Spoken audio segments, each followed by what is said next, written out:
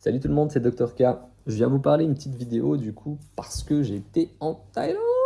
Je vous avais dit que je ferais plus de vidéos, mais je me suis dit merde, il faut que je refasse quand même une petite vidéo sur la Thaïlande parce que la Thaïlande j'ai bien aimé, mais pour moi c'était pas effervescent. Du coup bon, il y a plein de choses en fait que je voulais voir parce que il y a certains trucs que j'ai pas trouvé sur internet et du coup bah je me suis fait un petit peu niquer. Du coup ça m'a énervé. Je me suis dit putain si j'avais su ça avant, bah, je me serais pas fait avoir quoi. Et je me suis dit, bah tant qu'à faire, vas-y, partage le tout, partage ton savoir. Et du coup, bah, je vais partager un peu mon savoir. Alors, avant le départ, faut choisir déjà la bonne période.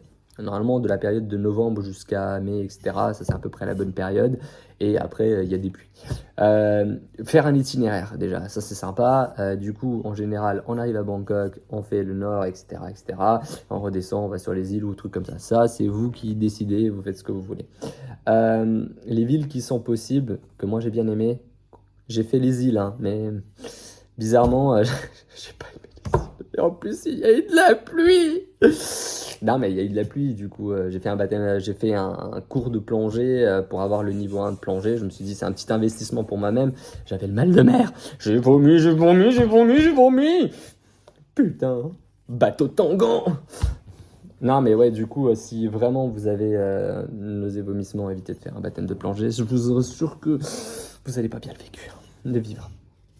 Du coup, les choses qu'il faut savoir. Alors, il faut avoir trois applications. Bolt, Grab et 12Go. Ça, c'est les trois applications qui marchent pour tout. Bolt et Grab, c'est vraiment les applications pour les taxis. Ça, il faut tout payer en carte. Faites un compte, ouvrez un truc. En gros, c'est écrit Grab, etc. Et vous faites le partage. Nous, avec tous les trucs qu'on a utilisés, Grab, Bolt, etc., on en a eu par personne environ entre 150 et mais je vous ai dit que on l'a vraiment pris beaucoup, Grab. Hein. On a fait des déplacements intervilles, etc. L'application 12Go, c'est l'application SNCF de chez eux, du coup, qui concerne les bus et les trains. En ce qui concerne les trains, chose importante, ça coûte vraiment pas cher en Thaïlande. Vraiment, vraiment, vraiment pas cher. Genre, pour faire Bangkok à Ayutthaya, c'est 50 centimes. C'est vraiment pas cher, moi je prendrais la SNCF tous les jours. Mais oui, c'est pas la France du coup. Hein. Pour avoir justement nous on voulait faire ça pour faire en train de nuit. Et en train de nuit, il existe différentes choses. Il existe la classe 1, la classe 2 et la classe 3. La classe 1, bah, vous avez une putain de cabine. Vous êtes royal, les gars. Vous êtes des putains de gros luxe. Grand luxe. Non, vraiment, c'est luxe. Hein. Vous avez votre machin, vous avez votre douche, vous avez la clim, vous avez la totale, quoi. Et après, vous arrivez à la deuxième classe, un peu plus avec le peuple, quoi. Du coup, c'est des lits, couchettes, etc. que vous fermez avec un petit rideau. Ça va, en vrai. Ça se fait. En vrai, la Thaïlande est un pays quand même très sécuritaire pour certaines filles qui se disent putain, je vais me faire agresser. Vous allez peut-être vous faire agresser par des touristes, pas par des Thaïlandais. Ça arrivera très très, très rarement voilà, avec un Thaïlandais. Autre chose aussi, chez nous, quand on dit viens, c'est ça. Chez les Thaïlandais, c'est ça. Hein. Ne faites pas l'erreur de faire ça, parce que moi, nous, on était à un moment dans un bar, et du coup, ils étaient tous les deux bourrés, un Thaïlandais, un machin. Du coup, lui, il a fait ça, viens, viens, viens, mon pote. Il y a mis une droite, parce que ça, en Thaïlande, ça veut dire, viens, on se fight, tu vois. Du coup, viens, hein, pas viens de me mettre une droite, viens. Voilà. Aparté. Les possibilités de transport, du coup, comme je vous disais, pour les trains, bah, tout simplement, l'application 12Go, par contre, il faudra bien réserver 6 mois à l'avance. Si vous voulez avoir la classe 1 et la classe 2, je vous conseille de regarder déjà, dès que vous arrivez pas loin, 6 mois avant, vous regardez tous les jours les trucs des trains. Parce que si vous ne faites pas ça, dès le premier mois, il n'y a plus rien. Du coup, vous arrivez à la troisième classe, et à la troisième classe, je vous assure, vous n'avez pas envie d'y aller, surtout qu'un voyage Bangkok-Chiang Mai de nuit, c'est très lent, vraiment très lent. Du coup, vous allez vraiment douiller. C'est juste une banquette. Non, franchement, ça se ferait très mal. Surtout avec les valises, les trucs comme ça, etc. Là, vous allez vraiment être avec la classe populaire. Du coup, ça va vraiment être compliqué. Après, ça peut être du bien d'aller dans la classe populaire, mais vraiment, c'est vraiment pas confortable, quoi. Restez dans votre cabine première classe ou dans la deuxième classe, parce que après, vous qui voyez. Chose importante, quand vous prenez des moyens de transport, tout ce qui est Grab, etc., 12 Go, bus, etc. Prenez toujours sur vous un gilet. Prenez toujours quelque chose pour vous couvrir les jambes, etc. Parce que vous allez vous choper la crève. Vous allez choper la crève. Et oui, moi j'ai eu la crève. J'avais toujours pris mon gilet de la première jusqu'à la deuxième semaine et demie.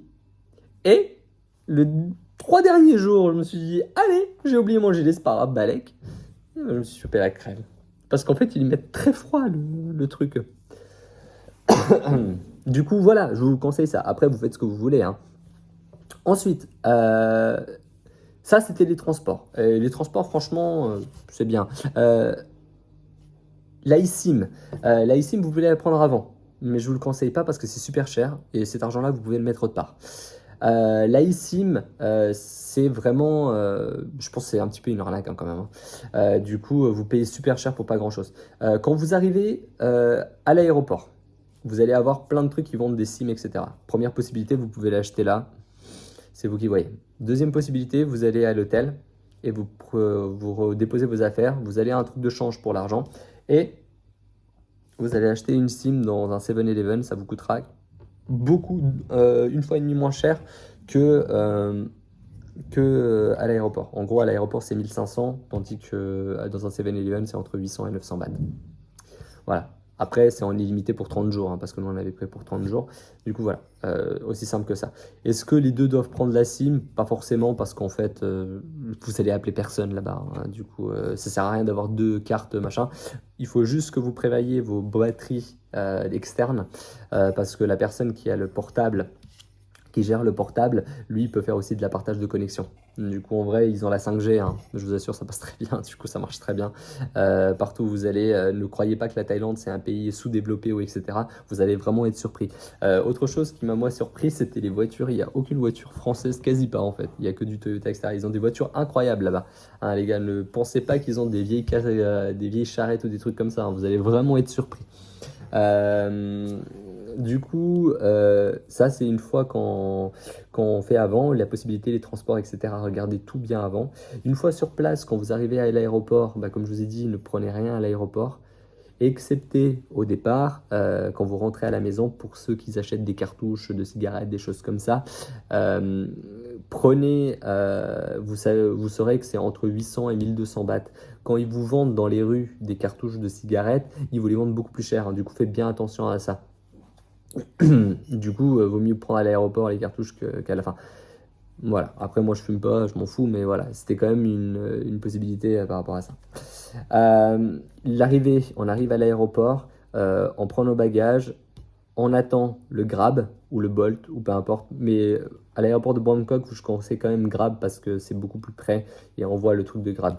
On descend et boum, on arrive devant, on est à Grab quoi.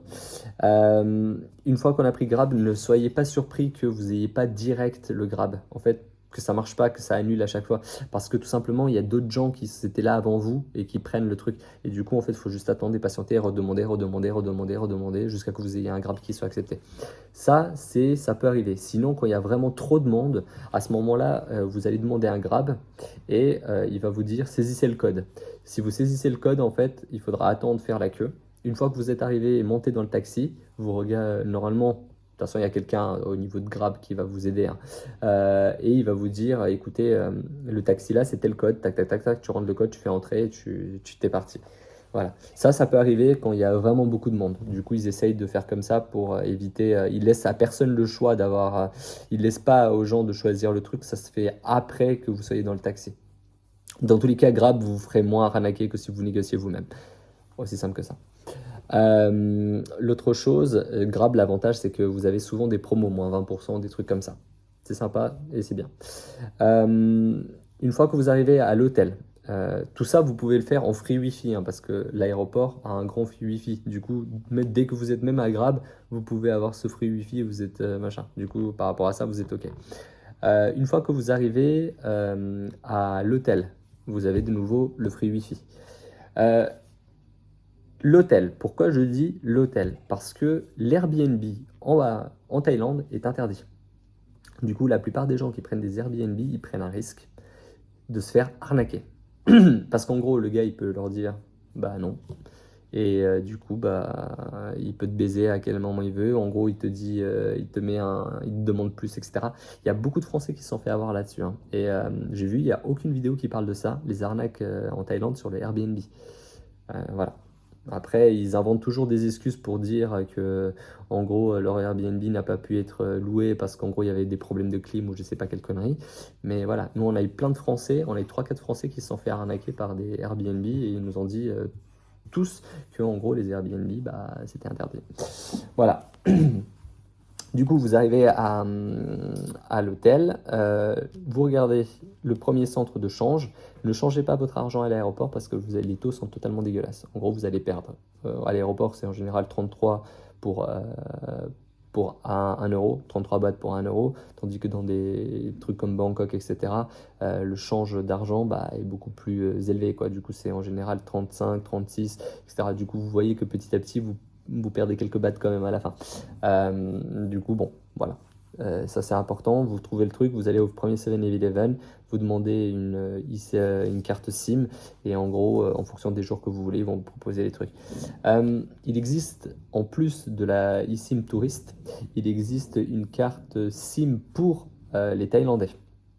Et là, il faut un Thaïlandais avec vous parce qu'en fait, les Thaïlandais sont super nationalistes. Quand vous allez faire l'entrée des temples, des trucs comme ça, peu importe ce que vous ferez, vous verrez prix touriste et prix thaïlandais. Du coup, vous allez payer le prix touriste. Du coup, le prix thaïlandais, c'est 10 bahts, vous allez payer 250 bahts. Ou des fois 50, des fois 60, des fois 70, des fois quand c'est gratuit pour les Thaïlandais, vous payez quand même. Aussi simple que ça. Ayutthaya, c'est vraiment l'exemple parfait par rapport à ça, mais il y a plein d'autres temples qui ont été le même exemple pour ça. Du coup, une fois que vous avez échangé l'argent, vous avez votre carte SIM, etc., bah là, vous êtes prêt, hein. Je pense qu'une seule carte SIM suffit largement pour 2 personnes, hein. Sachant que vous pouvez faire justement le partage de connexion, comme je vous avais dit.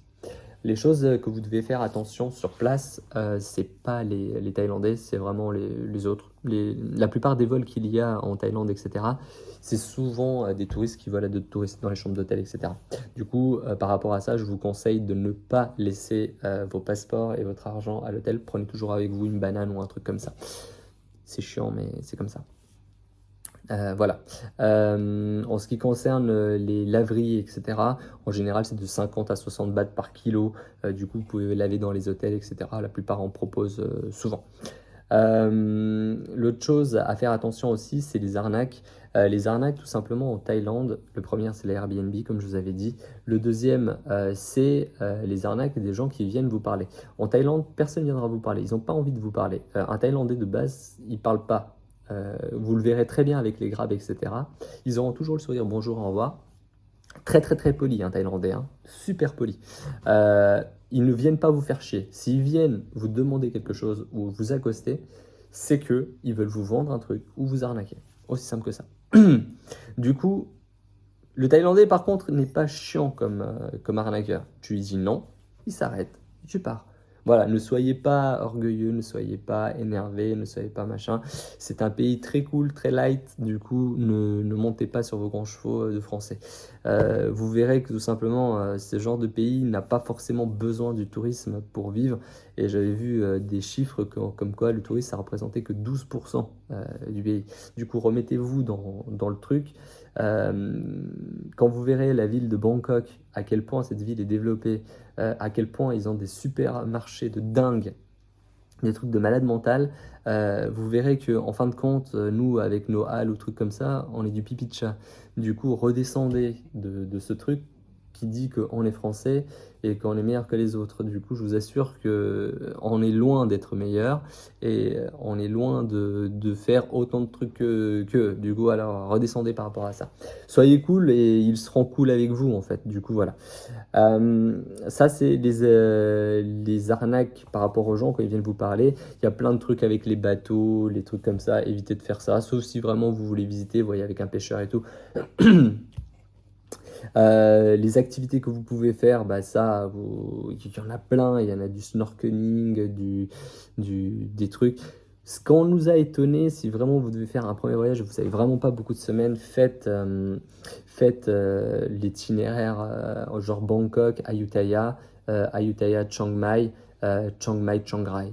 C'est déjà pas mal, je trouve, comme truc, et vous serez quand même très content.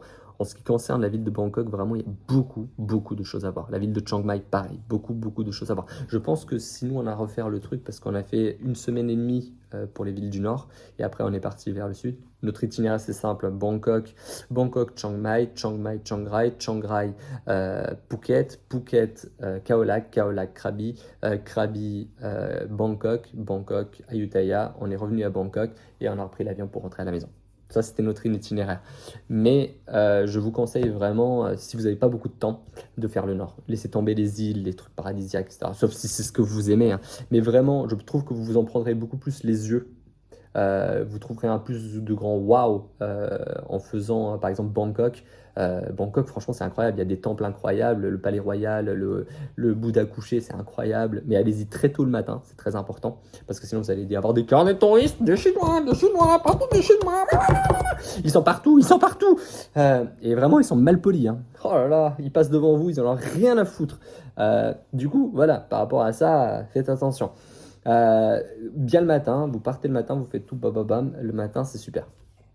Vous faites des belles photos, vous êtes tout seul quasiment dans le temple, vous avez le temple pour vous, c'est incroyable. Bangkok, il y a des supermarchés, il y a Chinatown, vraiment, Bangkok, c'est une super grande ville, c'est beau à voir, quoi. Il y a plein de trucs à voir, c'est ça le plus dingue. Il y a plein de trucs à voir. Du coup, voilà. En fonction du quartier où vous êtes, vous ne verrez pas la même chose. En plus, c'est ça qui est dingue. En ce qui concerne le Chiang Mai, Ayutthaya déjà, parce que Ayutthaya, c'est vrai que c'est pas être pas mal, c'est vraiment l'ancienne capitale. Là, vous avez des temples, des vieux temples, etc. Super bien et tout. Vous pouvez visiter, c'est top. En une journée, ça suffit, hein. Vous arrivez le matin ou vers 9h et quelques, vous visitez tout le truc, vous louez un vélo, vous faites tout le tour de la ville, vous avez fait le tour de la ville. Ensuite, en ce qui concerne Chiang Mai, là, vous pouvez faire réserve d'éléphants, vous pouvez faire cours de cuisine et des choses comme ça. Et là, c'est pas mal visiter des trucs. Chiang Mai, on y mange vraiment super bien. Et justement, le cours de cuisine, ça vous permet en fait de savoir qu'est-ce que vous aimez, qu'est-ce que vous aimez pas. Parce que moi, je suis très difficile, il y a des choses que je peux pas mettre en bouche. Et l'autre chose aussi par rapport à ça, si vous pouvez pas mettre en bouche, c'est du piment, hein, parce que c'est wouhou. Des fois, on met 3 gouttes de piment là-bas, j'arrache la bouche. Je suis anesthésié, elle ne parle plus. Mais du coup, voilà, par rapport à ça, faut faire quand même attention parce que voilà, c'est quand même pimenté. Du coup, not spicy, hein, voilà, restez à ce mot-là. Les choses a priori, les bouteilles d'eau, vous pouvez les acheter au 7-Eleven, ça coûte vraiment rien. Il y a 2 différences de bouteilles, il y a les eaux minérales et les eaux de boisson. Les eaux de boisson, c'est justement des eaux désinfectées à l'UV ou je sais plus quoi, du coup elles sont moins chères. Voilà.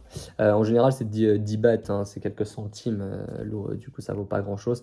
Ne vous privez pas et buvez surtout pas de l'eau du robinet ou des choses comme ça. C'est là où vous allez avoir une erreur. En ce qui concerne des petits bubuis, etc., des gens disent ouais non les petits bubuis c'est dégueulasse et tout. Non pas du tout, c'est là où on y cuisine le mieux. Et c'est là où ils font de la meilleure bouffe. Par contre, n'allez pas dans des petits bubuis où vous voyez qu'il n'y a personne. Si il n'y a personne, c'est qu'en gros, voilà. Si vous voyez plein de monde, etc., je vous assure, ils n'ont aucun intérêt que tous les touristes qui y vont ou tous les gens qui vont chez eux, ils aillent chier la mort après. Hein, parce que ne t'inquiète pas, ils vont bien essayer, ils foutent un commentaire dégueulasse. Du coup, voilà, par rapport à ça, il n'y a pas de souci à se faire par rapport au resto. Ils sont quand même propres et ils sont quand même très bons. En ce qui concerne les boissons, vous voyez plein de boissons, des smoothies, des choses comme ça. Ces trucs-là, c'est fait avec des glaçons qu'une entreprise fait. Du coup, je vous assure que même les Thaïs ne boivent pas leur eau du robinet. Du coup, ils vont pas le refiler à des touristes pour qu'ils aient la chiasse tout le long. Du coup, ils n'ont aucun intérêt. Du coup, ces boissons-là sont consommables. Et on en a bu tout le long. Au début, j'avais un très grand avis parce que je me suis dit, mais avec quoi ils font leurs glaçons? En fait, ne vous inquiétez pas, les glaçons, c'est des entreprises qui font, etc. Les poissons, je ne sais pas. Parce que des fois, tu peux tenter, en vrai, si c'est bien cuit, en vrai, voilà, quoi.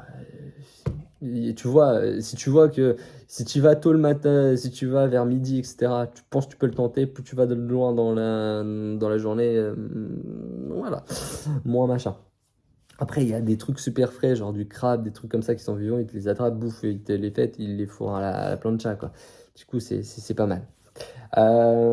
Voilà à peu près tout ce que j'avais à dire par rapport à ça. Peut-être pour la ville de Chiang Rai, un jour, grand maximum, à Chiang Rai, parce que vous avez fait tout le tour en un jour. Disons une demi-journée, vous avez quasiment tout fait. Du coup, bon, voilà, moi je trouve que c'est dommage de perdre du temps. Si vous avez par exemple une semaine, faites 3-4 jours, 3 jours Bangkok, 3 jours Chiang Mai. Et du coup, dans le troisième jour, quand vous êtes à Bangkok, faites Ayutthaya. Prenez un jour pour Ayutthaya le matin et vous revenez l'après-midi sur Bangkok. C'est largement suffisant. Et les autres trucs que vous pouvez faire, c'est Chiang Mai avec réserve d'éléphants et trucs comme ça. Vous pouvez faire, voilà, quoi, en gros, cours de cuisine, trucs des éléphants, visite de temple et trucs comme ça. Et Chiang Rai, après, vous pouvez finir par Chiang Rai pour faire le temple blanc, etc. Une journée, ça suffit largement et revenir après sur Bangkok et repartir. C'est vraiment un petit itinéraire. Après, en ce qui concerne les îles et tout, les prix, vous verrez, c'est multiplié par 3 ou par 4. Hein. Il n'y a pas grand-chose à faire sur les îles, à part faire du snorkeling ou de faire des cours de plongée comme nous on a fait. Nous, on a fait un cours de plongée. C'est cher, hein, un cours de plongée. C'est quasiment 450 € par personne pour avoir le niveau 1 de plongée. J'espère que si vous faites ça, n'ayez pas le mal de mer parce que vraiment, vous allez, comme moi, mal le vivre. La plongée en soi, c'est incroyable, hein, mais vraiment, le bateau, c'est la mort. Ça bouge, j'attends comme ça, vomi, vomi, vomi, vomi, c'est la mort. Du coup, voilà. Les 7-Eleven, il y en a partout et c'est vraiment des prix corrects. Ça permet, si t'as pas trop le temps pour machin, etc., tu peux te faire vite un crash-scooter, etc. Voilà. Les choses que j'avais à dire, je vous ai parlé des trains parce que moi j'ai trouvé c'est dommage qu'on ait raté les trucs des trains. Ça m'a un petit peu saoulé pour les premières classes. Du coup, par rapport à ça, bah voilà quoi, on a perdu. Du coup, il fallait réserver 180 jours à l'avance, il fallait le faire tous les jours et regarder tous les jours à partir du 6e mois. On l'a pas fait, du coup, on a laissé un mois traîner et du coup, bah voilà, on s'est fait avoir. Du coup, on n'a pas pu faire le train de nuit.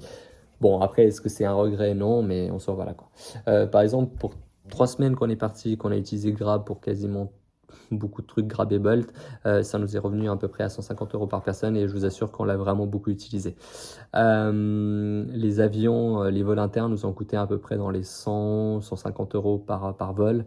Voilà quoi. Après, la chose que je vous conseille aussi, qui est quand même non négligeable, si vous arrivez à prendre à Paris-Charles de Gaulle, etc., le matin, si vous n'avez pas mangé, vous pouvez accéder au lunch. Pour 50 €, vous avez un buffet gratos et de la tranquillité. Du coup, vous n'êtes pas avec tout le monde. L'autre chose que vous pouvez demander, c'est un surclassement. Je vous assure que ça fait vraiment la différence de voyager en business et pas en classe éco. Des fois, les classes business, tout est pris. Du coup, vous n'avez pas de truc. Alors, combien ça peut coûter le surclassement? Ça dépend. Ça dépend. Du coup, le surclassement, des fois, ça peut être 500 €, comme ça peut être 1000 €, comme ça peut être 200 €. Tout dépend. Demandez, ça ne coûte rien. Si vraiment dans votre budget, vous avez eu un billet d'avion pas très cher, bah, feu, hein, go. Essayez de mettre peut-être 200, 300, plutôt 400 €, je dirais, ou 500 pour un surclassement. Mais voilà, je pense moins, ce sera très compliqué pour la business. Après, voilà. C'est quoi les avantages de la business? Bah, c'est juste que, en gros, j'ai voyagé une fois dans ma vie en business et du coup, c'est sympa, tu dors bien et t'as de la bonne bouffe, quoi. Du coup, t'es pas. Voilà. Après, c'est comme ça, hein, mais je trouve que c'est dommage de pas essayer. Mais surtout le lunch, je trouve que c'est quand même un truc pas mal. L'autre chose, vous pouvez essayer de réserver avec une seule et même carte le voyage. Pourquoi? Parce que tout simplement, vous avez ce qu'on appelle des assurances rapatriement sur vos cartes Visa. Du coup, ça peut être jusqu'à je crois que c'est jusqu'à 250 000 € par personne. Du coup, bien important de bien prendre toujours avec la même carte, les hôtels, les trucs comme ça. Essayez une Visa Gold ou un truc comme ça. Pourquoi? Parce que s'il y a des trucs, ils ont des assurances beaucoup plus élevées. Voilà, par rapport à ça, faites très attention à vos passeports, ne les laissez pas traîner n'importe où, etc. Gardez-les bien sur vous. Et normalement, en vrai, amusez-vous bien en Thaïlande et j'espère que vous en profiterez. C'est un très beau pays qui mérite d'être vu. Après, selon moi, il n'y a pas une effervescence incroyable parce que, en fait, quand on a beaucoup visité dans notre vie de pays, moi et ma copine. Du coup, on n'a pas trouvé ça incroyableissime. Juste, ce que j'ai bien beaucoup aimé, c'est la ville de Bangkok. Je me suis surpris à aimer ça, alors que moi j'adore les îles, les trucs paradisiaques, etc.